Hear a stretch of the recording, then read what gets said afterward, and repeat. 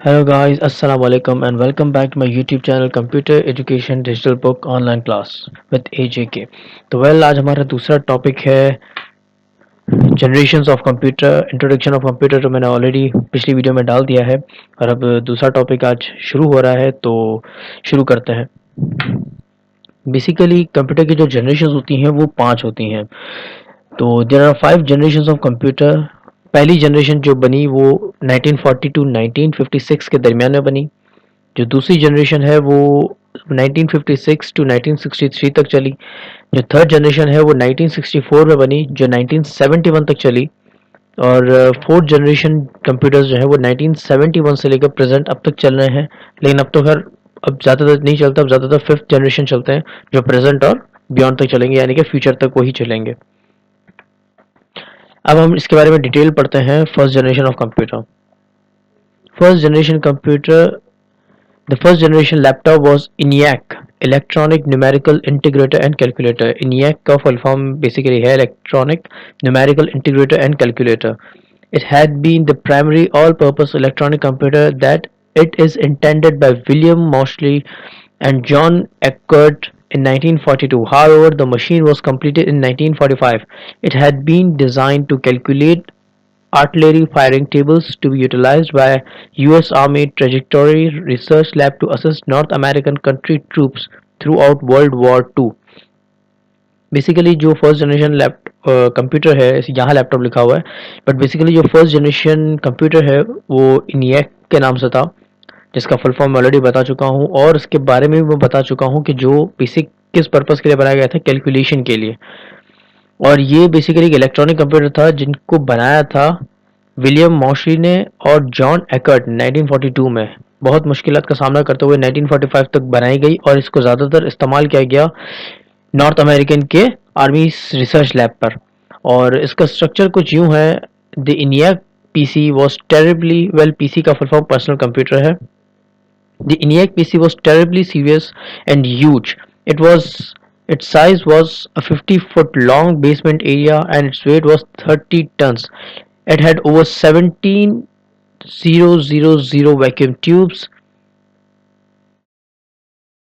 Computers used tons of electricity. ENIAC consumed 150 kilowatts of hours, during which 80 kilowatts were used for heating tubes, 45 kilowatts for DC power, provides 20 kilowatts for ventilation blowers, and 5 kilowatts for punch card electronic equipment। Well अब आप बहुत easy English में लिखा हुआ है तो समझ आ चुका होगा, लेकिन मैं फिर भी बता देता हूँ कि जो इनियक कंप्यूटर था वो बहुत बड़ा था साइज में, तकरीबन 50 फुट लॉन्ग, और जिसका 30 टन से ज़्यादा वजन था, जिसमें 17,000 वैक्यूम ट्यूब्स। और उस वैक्यूम ट्यूब को बेसिकली जो यूज़ किया जाता था, वैक्यूम ट्यूब उस ज़माने में जो इस्तेमाल होती थी वो इलेक्ट्रिसिटी को पास करने के लिए होती थी। और वो इतनी इलेक्ट्रिसिटी कंज्यूम कर जाता था जो तकरीबन 80 किलोवाट्स की हीटिंग ट्यूब्स वो इस्तेमाल कर लेता था। 45 किलोवाट्स फॉर डीसी पावर, सिर्फ करंट देने के लिए वो 45 किलोवाट्स ले जाता था। और भी वेंटिलेशन ब्लोअर्स और बहुत सारी चीज़ों के लिए वो हज़ारों वाट्स इक्विपमेंट इक्विप करता था। तो इस वजह से पहला स्ट्रक्चर इस कदर बड़ा और महंगा था। Calculations. The first use of ENIAC was to hold out arithmetic calculations. ENIAC was capable of doing 5,000 additions per second. The ENIAC was decimal instead of a binary machine. Therefore, numbers were pictured in decimal kind and arithmetic was performed within the decimal numeration system. Its memory consisted of 20 accumulators, every capable of holding a 10-digit decimal range. Every digit was pictured by a hoop of 10 vacuum tubes। जो पहला ENIAC arithmetic calculation था, जो जिस उसमें purpose के लिए बनाया गया था, वो बेसिकली 5000 एडिशंस पर सेकंड वो ऑक्यूपाई करता था। The ENIAC was decimal instead of binary machine. जैसा मैंने पहले ही बताया था, इनिएक एक बाइनरी मशीन थी, वही 0 और 1 की। Therefore numbers were pictured in decimal kind. जो पिक्चर्स भी थी वो भी 0101 के थ्रू ही शो होती थी और तमाम हर चीज़ सही थी। और इसकी जो एक पिक्चर की या एक एक्शन की या एक टास्क की जो मेमोरी थी वो 20 एक्यूमुलेटर्स के बराबर थी। Every capable of a 10 digit decimal range. यानी कि हमारे यहाँ जो आज एक पिक्चर या एक फाइल जो केबी या एमबी में होती है, उस जमाने वो 10 डिजिट डेसिमल 01 की फाइल में होती थी, क्योंकि उस वक्त वैक्यूम ट्यूब्स का इस्तेमाल होता था। तो इस तरफ उस तरफ आई I मीन उस वक्त पर ये 10 डिजिट डेसिमल रेंज में इस्तेमाल होती थी कोई भी file. Drawback of ENIAC: the major downside of ENIAC was that its programming was advanced and time wasting. It absolutely was not a general use laptop to defer its program employed, essentially reworking it with punch cards and switches and wiring plug boards. It might take a team 2 days to reprogram the machine. इस machine का जो basically जो मकसद था वो बिल्कुल ही time waste हो गया था। ऐसा नहीं था, साइंटिस्ट जो थे, इंजीनियर्स जो थे, वो कामयाब हुए एक मकसद पर, लेकिन जो वो चाहते थे वैसा नहीं हुआ। ये नॉर्मल जनरल यूज के हिसाब से नहीं था। कंप्यूटर बहुत मुश्किल होता था और 2 दिन तो सिर्फ उसको रिप्रोग्राम होने में लग जाते थे नई चीज को नया टास्क देने के लिए।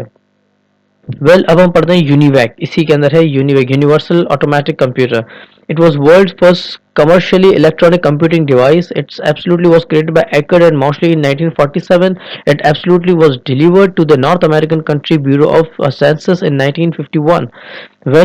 इलेक्ट्रॉनिक जो कैलकुलेटर मशीन थी वो यूनिवैक के नाम से बनाई गई, यूनिवर्सल ऑटोमेटिक मशीन, और उसको नॉर्थ अमेरिकन की आर्मी को दिया गया सन 1951 में for the purpose of electronic computing device just for calculation. अब इसके एडवांटेजेस डिसएडवांटेजेस आज मैंने कहा था कि हम सब डिटेल्स में पढ़ेंगे। तो advantages of first generation of computer. The advantage of the primary generation of computer was that these computers quick will calculate knowledge in milliseconds. हालांकि ये एक तरीके से सही नहीं है, क्योंकि जो फर्स्ट जनरेशन ऑफ कंप्यूटर था वो इतना डिफिकल्ट होता था कि लोगों को घंटों लग जाते थे एक कैलकुलेशन लेने के लिए। और इसके नुकसान आज के ज़माने में बहुत है, उस ज़माने में तो एक बहुत बड़ी अचीवमेंट थी। So disadvantages of first generation of computer was computer were larger. Computer बहुत बड़ा था। They consumed an outsize quantity of energy, यानी कि जितना हमारा काम नहीं था उससे कहीं ज़्यादा वो एनर्जी ऑक्यूपाई कर लेता था। They heated terribly shortly because of thousands of vacuum tubes. इतना हीट प्रोड्यूस करता था वो वैक्यूम ट्यूब्स की वजह से, थाउजेंड्स ऑफ वैक्यूम ट्यूब्स थी तो हीटनेस बहुत क्रिएट होती थी। दे वरंट टेरिबली रिलायबल, यानी कि रिलायबल मीन्स आसाइश पैदा करने वाला, वो आसाइश तो पैदा नहीं कर रहा था जिसका टन से ज़्यादा वजन हो और साइज में 50 फुट लॉन्ग हो। एयर लर्निंग इज नीडेड, इतनी गर्मी के बाद उसको अपनी भी एक हवा या एक अपनी भी जो है ना वो एयर उसको लाजमी चाहिए थी। कांस्टेंट मेंटेनेंस वाज नीडेड, हर थोड़े दिनों में इसको मेंटेनेंस की जरूरत पड़ती थी। नॉट ट्रांसपोर्टेबल, इसे आप हर जगह ट्रांसपोर्ट ऑब्वियसली कर ही नहीं सकते। कॉस्टली बिजनेस प्रोडक्शन, ये बिजनेस प्रोडक्शन के लिए इतना कॉस्टली था कि कोई भी बिजनेस में कर ही नहीं सकता था कैलकुलेशन के हवाले से। वेरी लेस वर्क पोटेंसी, जैसे मैंने पहले बताया था कि इतना स्लो काम होता था कि जिस चक्कर में लोग खरीदते थे वो तो काम हो नहीं सकता था। लिमिटेड प्रोग्रामिंग कैपेबिलिटीज बहुत कम होती थी, सिर्फ कैलकुलेशन, मल्टीप्लिकेशन और डिवीजन और सब्ट्रैक्शन ही काम हो सकते थे, इसके अलावा ज़्यादा कुछ नहीं। और use of punch cards basically जो है ना वो इतना खास उस ज़माने में नहीं होता था, तो फर्स्ट जनरेशन में बहुत कम होता था। Limitations of first generation of computer. The operative speed was terribly slow, power consumption was terribly high, they needed an oversized area for installation, the program capability was quite low, its process speed was conjointly low. Well ये हम advantages disadvantages तो पढ़ चुके हैं कि वो speed उसकी बहुत ज़्यादा स्लो थी, पावर वो ज़रूरत से ज़्यादा ही ले लेता था और साइज में बहुत ज़्यादा बड़ा था, और स्लो प्रोग्राम इसकी बहुत स्लो होती थी और स्पीड तो ऑब्वियसली स्लो ही थी। और कंक्लूजन इसका ये निकला, although the primary generation of computer was has many disadvantages than its blessings, however its importance can't be forgetting. As a result of when the primary generation of computer, the second generation of computer was created, transistors were utilized in the second generation of computer. Several computers of the primary generation were made from 1946 to 1959. The use of vacuum tubes within the first generation of computer revolutionized the globe of technology. तो इसका नतीजा कुछ यूँ निकला कि जो first generation of computer था, जिसके यकीनन बहुत सारे डिसएडवांटेजेस थे, लेकिन जो इसकी जो अहमियत थी वो कभी भी भूली नहीं जा सकती, क्योंकि उसी से आइडियाज़ निकलते चले गए और आज हम इतनी टेक्नोलॉजी में आगे हैं। तो रिजल्ट ये निकला कि उन्होंने फिर एक दूसरा जनरेशन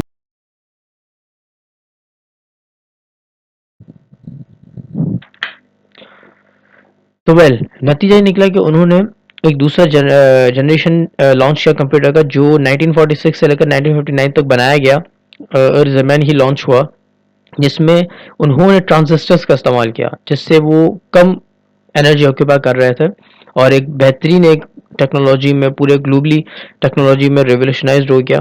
तो ये था फर्स्ट जनरेशन ऑफ कंप्यूटर का एक रिव्यू। और अब आप देखें कि फर्स्ट जनरेशन दिखता कैसा था,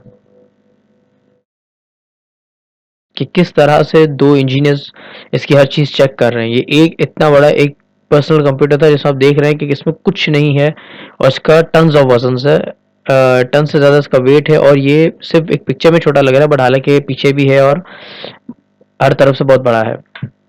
अब आ जाते हैं हम सेकंड जनरेशन ऑफ कंप्यूटर पे। Second generation of computer The second generation computer were used during 1957 to 1963. They are also known as transistor computers. The second generation of computer consists of two types of devices, transistors and magnetic core. The transistor helped to develop a better computer than the first generation computer consisting of vacuum tubes. Some second generation of computers are IBM 1920, IBM 7094, CDC 1604, CDC 3600, IBM 1401, etc. Well जैसा मैंने पहले ही बता दिया था कि first generation second generation जो है वो 1957 टू 1963 चला, और they are also known as transistor computer, यानी ट्रांजिस्टर कंप्यूटर के नाम से भी जाना जाता है।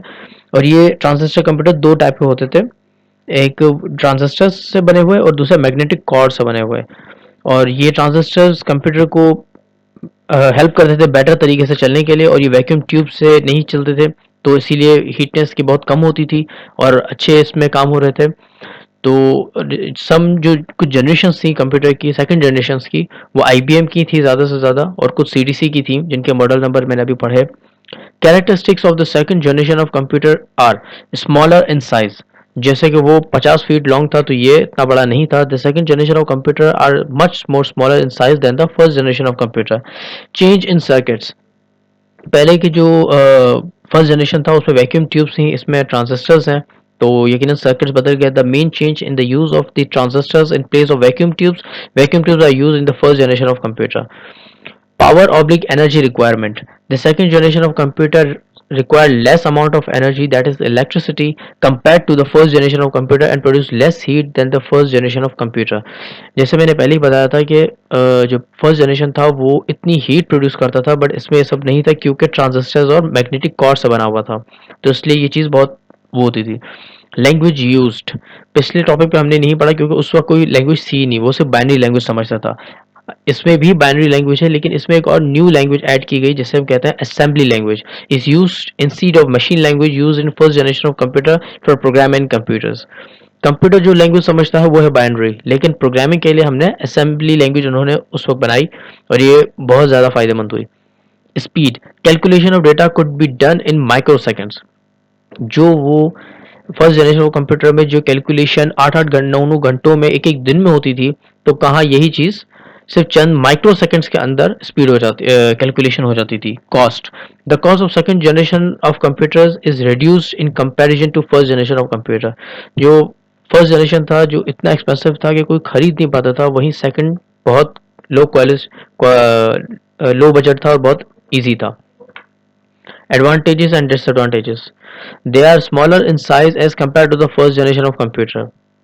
It's more reliable. ये साइज में छोटे होते थे और ज़्यादा आसाइश वाले होते थे। Use less power and generates less heat. कम बिजली कम गर्मी जो है ना वो ऑक्यूपाई करते थे। The speed of the second generation is faster as compare to the first generation. इसकी जो स्पीड थी वो फर्स्ट जनरेशन से बहुत ज़्यादा तेज़ थी। Second generation computers have improved accuracy and offer better portability. Second generation जो था उसने अपनी एक्यूरेसी यानी कि अपना काम करने का तरीका, डिस्प्ले का तरीका और हर चीज़ को ज़्यादा अच्छा शो किया। Disadvantages of second generation of computer. As we know that they generate less heat but still require a cooling system. जैसे कि फर्स्ट जनरेशन के लिए कूलिंग सिस्टम मैंने पहले बताया था कि उनको एयर चाहिए होती थी, तो इसमें भी यही था। बेशक वो कम हीट ऑक्यूपाई करते थे और जनरेट करते थे, लेकिन इसके बावजूद भी उन्हें कूलिंग सिस्टम चाहिए था। They require frequent maintenance. उन्हें भी फर्स्ट जनरेशन की तरह फौरी तौर पर मेंटेनेंस की जरूरत पड़ती थी। The commercial production of a second generation computer is difficult. जिस मकसद के लिए था कि इसको हम कमर्शियली यूटिलाइज करेंगे वो तो हो इसमें भी नहीं हो पाया, क्योंकि ये भी साइज में बड़ा होता था। They are use only for some specific purposes, यानी कि ये कंप्यूटर भी सिर्फ कुछ स्पेसिफिक पर्पज के लिए यूज किया जाता था, तो इसलिए ये इतना खास इसके वो नहीं था, फायदा नहीं हुआ। They use punch cards for input, और यहाँ भी पंच कार्ड्स इस्तेमाल होते थे। और अब आप देखें कि ये इस तरह से कुछ दिख रहा है। तकरीबन 7 से 8 फीट लंबा एक कंप्यूटर जिसमें हर चीज आपके सामने मौजूद है। तो वेल, अब हम चलते हैं थर्ड जनरेशन ऑफ कंप्यूटर पे। Third generation computer, third generation computer are advanced from first and second generation computer. The third generation computer was started in 1965 and ended around 1971. Third generation computers start using integrated circuits and transistors. The integrated circuit, that is also called IC. अब अगर कोई कहता है कि IC खराब है तो आपके जहन में एक लफ्ज आना चाहिए, वो है integrated circuit. The integrated circuit is a semiconductor material that contains thousands of transistors miniaturized in it. With the help of IC, the computer becomes more reliable, fast, required less maintenance, small in size, generate less heat, and it's less expensive. It was developed by Robert Noyce of Fairchild Semiconductor and Jack Kilby, American electrical engineer of Texas Instruments in 1958. So due to ICs, third generation computers are much faster, efficient, reliable, less maintenance, and small in size as compared to the first and second generation computers. Third generation computer uses less electricity, but still they are little expensive and also use the air conditioner for cooling. Well तो इस जो basically जो first para है इसमें आप easy English है फिर भी मैं बता देता हूँ कि जो पहला जो थर्ड जनरेशन कंप्यूटर था वो फर्स्ट और सेकंड जनरेशन कंप्यूटर से बहुत ज़्यादा एडवांस था, और ये बनाया गया तकरीबन 1971 में। और 1971 के बाद इसको पब्लिक यूज़ किया गया और इसमें आईसी का इस्तेमाल किया गया। आईसी बेसिकली अब आपके जहन में आता होगा कि क्या है। जैसे मैंने बताया था कि इंटीग्रेटेड सर्किट्स हैं, और ये वो चीज़ें होती हैं जो अक्सर आपके कंप्यूटर खुलने के बाद जब आपने देखा हो तो इंजन ग्रीन कलर का होता है, जिससे कुछ लोग मदरबोर्ड भी कहते हैं। उस मदरबोर्ड के अंदर छोटी छोटी छोटी छोटी आईसी लगी होती है ग्रीन कलर की, उन्हीं को कहते हैं इंटीग्रेटेड सर्किट्स। जिसके अंदर सेमी कंडक्टर होता है, वो थाउजेंड्स ऑफ ट्रांजिस्टर उसमें कैरी होते हैं। Well, with the help of IC the computer becomes more reliable. IC के ही मदद से कंप्यूटर इतना तेज और इतना इजी हो गया इस्तेमाल करना, और जिसे कम से कम मेंटेनेंस चाहिए थी, साइज में छोटा था, कम हीट प्रोड्यूस करता था और बजट के अंदर था। जो डेवलप था Robert noise of Fairchild, Fairchild से रॉबर्ट नॉइस थे जिन्होंने इसको डेवलप किया। सेमीकंडक्टर जिन्होंने बनाया उनका नाम था जैक किल्बे, जो कि अमेरिकन इलेक्ट्रिकल इंजीनियर थे टेक्सास से, जो 1958 में से ही बनाना शुरू कर दिया था उन्होंने। So due to ICs the third generation computer are much faster, reliable, less maintenance. Third generation of computer में जो आईसी है, आईसी लगी हुई है, इसकी वजह से ये ज़्यादा फास्टर हैं, एफिशिएंट हैं, बहुत ज़्यादा कम मेंटेनेंस की रिक्वायरमेंट रखते हैं और साइज में बहुत छोटे हैं।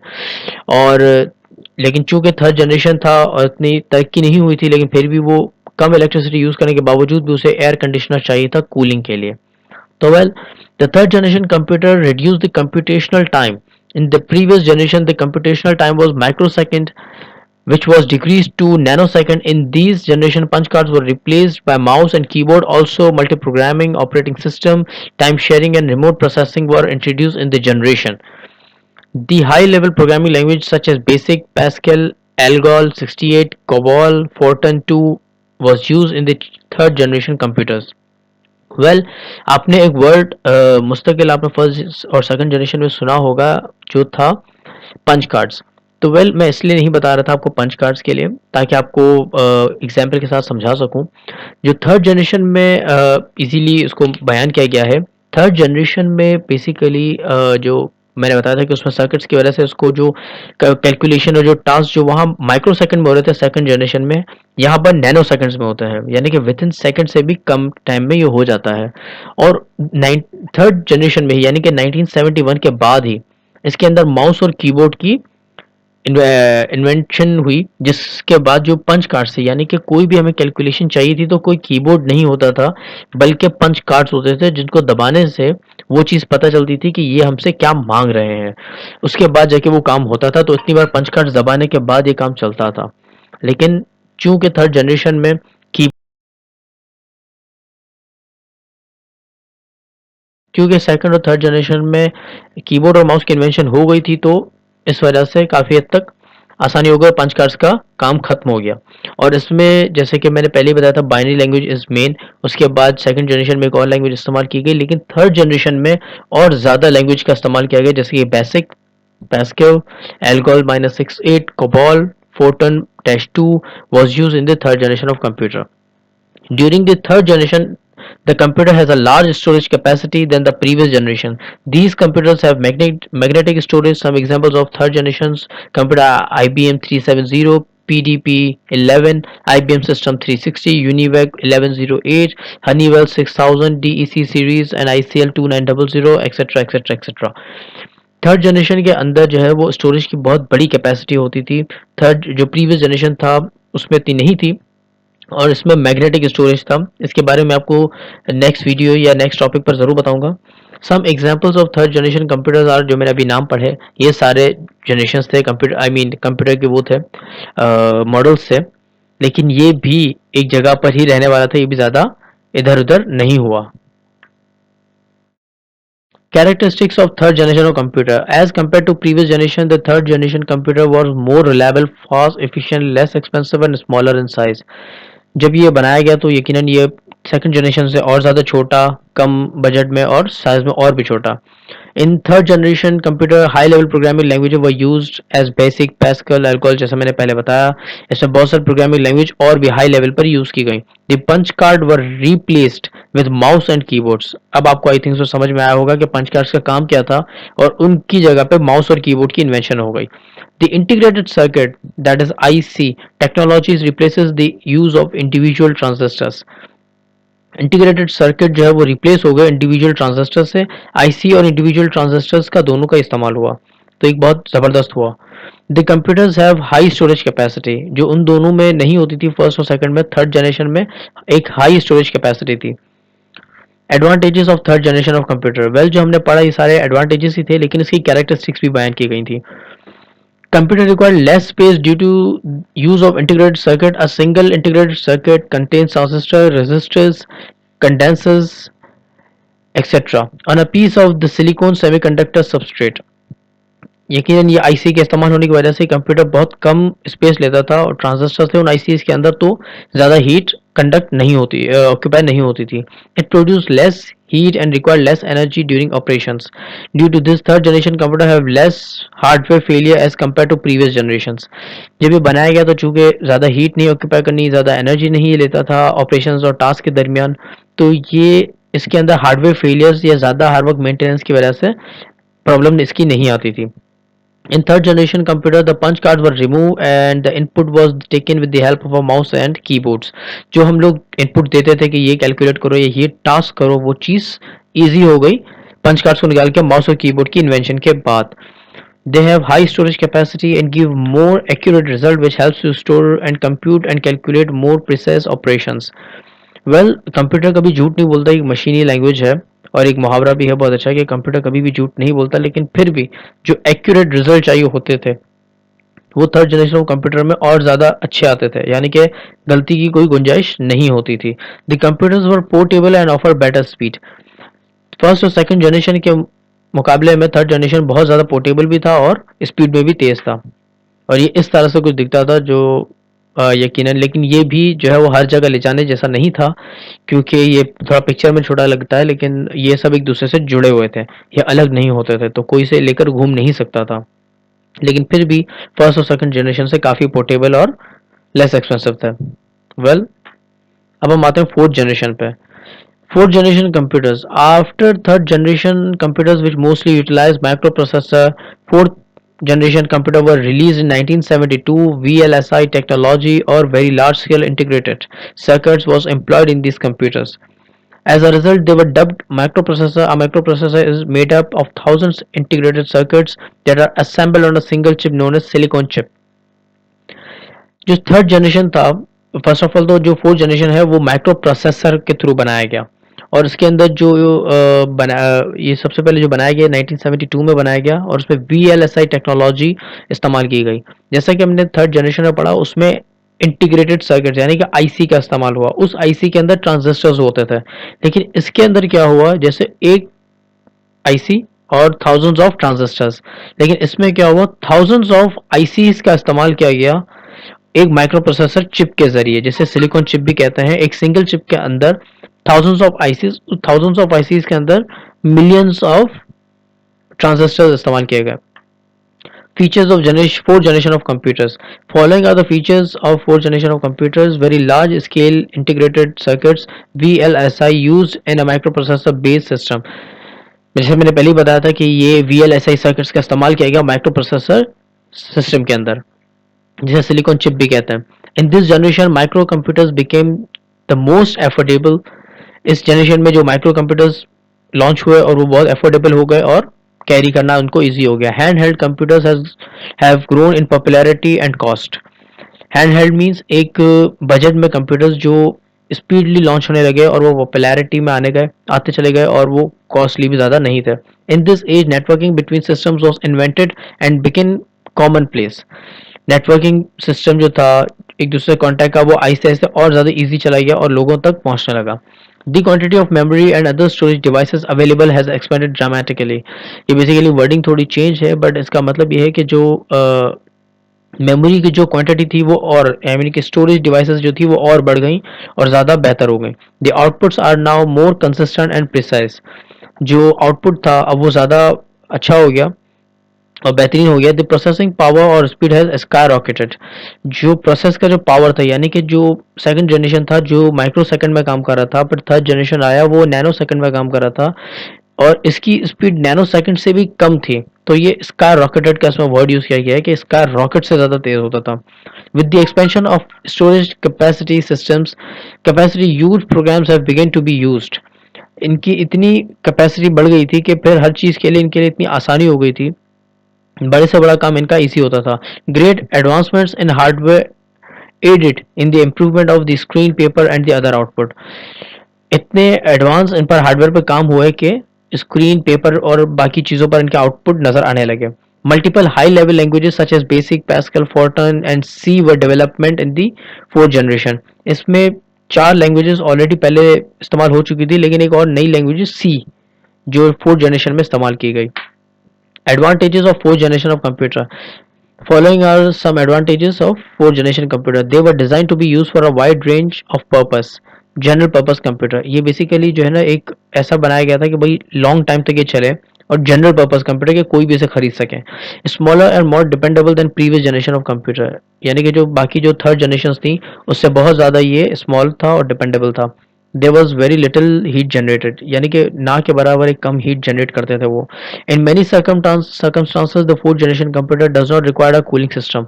फोर्थ जनरेशन में कूलिंग सिस्टम की कोई ज़रूरत नहीं पड़ती थी। Portable and less expensive than previous versions, यानी कि जो पिछली जो 3 जनरेशन थी उससे बहुत ज़्यादा पोर्टेबल था और कम बजट में था। Computers from fourth generation were significantly quicker than those from previous generation, यानी कि जो पहले के कंप्यूटर जो थोड़े स्लो होते थे उससे बहुत ज़्यादा तेज चलता था। और उस वक्त GUI टेक्नोलॉजी भी लॉन्च हुई। The graphic user interface technology was used to provide user with the better comfort during this time PC became more inexpensive and wide spread. Graphic user interface basically है जो आपकी black and white जिंदगी से colour हो गई। Graphics का काम जब हुआ तो आज हम जो भी चीज़ क्लिक करते हैं वो चीज़ कलर में हमें दिखती है, उस वक्त ये सब नहीं होता था। तो जब GUI जब लॉन्च हुआ तो कंप्यूटर और ज़्यादा एक तो कम बजट में आ गए और ज़्यादा फैल गए, और एक चीज़ और ज़्यादा अच्छी हो गई। Repair time and maintenance cost are reduced, और जो मेंटेनेंस और रिपेयर टाइम था वो भी सब खत्म हो गया। पैसे भी बिल्कुल टाइम वगैरह चीज़ वो एक टेंशन फ्री हो गया, क्योंकि ये चीज़ मांगती ही नहीं थी। They were also created with the intentions of being used in commercial productions. ये बेसिकली इसीलिए बनाया गया था, इसी इंटेंशन से बनाया गया था कि कमर्शियल प्रोडक्शन में यूज़ हो सके। In this form of computer any type of high level language can be employed. इस जनरेशन में सी लैंग्वेज और बाकी 4 जो पहले मैंने बताई थी वो लैंग्वेज इस्तेमाल, हाई लेवल लैंग्वेज इस्तेमाल हो चुकी हैं। Disadvantages of the fourth generation of computer. Following are some disadvantages. The fabrication of the ICs necessitated the use of cutting edge technologies integrated circuits. Basically जो ICs थी वो heat जो है वो बनने की वजह से अक्सर उड़ जाती थी। Only ICs can be made with a high quality and reliable system और टेक्नोलॉजी। और जो VLSI थी उसके अंदर जो थाउजेंड्स ऑफ आईसीज थी वो काम नहीं कर पाती थी, इसीलिए इसमें कहा गया कि सिर्फ आईसीज थी जो चल चल सकती थी। Micro processor must be manufactured using cutting edge technology which necessities the user of a cooling fan.